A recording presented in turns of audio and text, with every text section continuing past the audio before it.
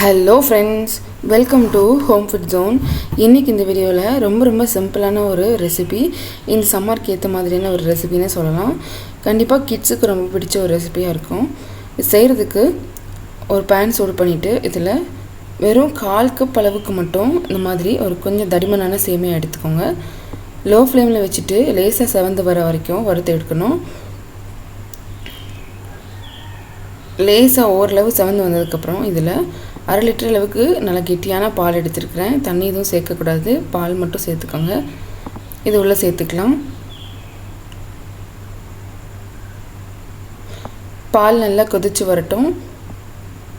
சேமியா கூட நல்லா வேகணும், அதனால் பால் நல்லா கொதித்து வர வரைக்கும் கைவிடாமல் நீங்கள் கிளறிட்டுட்டே இருங்க. சேமியா குழஞ்சிடக்கூடாது, கரெக்டாக நமக்கு வெந்து கிடைக்கணும்.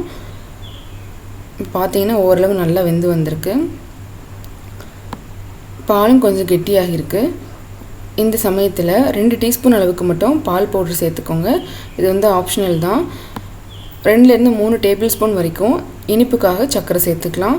இது நல்லா கலந்து விட்டுக்கோங்க. பால் பொடியோட பச்சை வாசனை போய் சர்க்கரை நல்லா கரைஞ்சி ஒரு 2 நிமிஷம் மட்டும் நல்லா கொதிக்கட்டும்.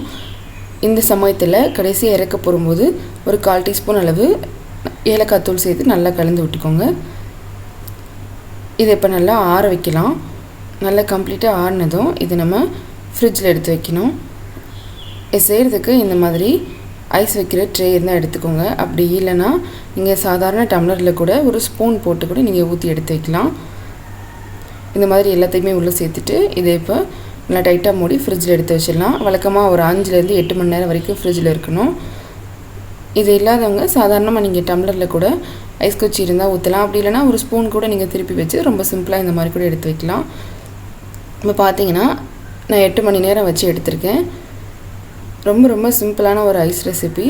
பால் சேமியான்னு 2 சிம்பிளான பொருள் இருந்தாலே போதும். நம்ம ரொம்ப எளிமையாக வீட்டிலே பண்ணலாம், குழந்தைங்களுக்கும் கொடுக்கலாம்.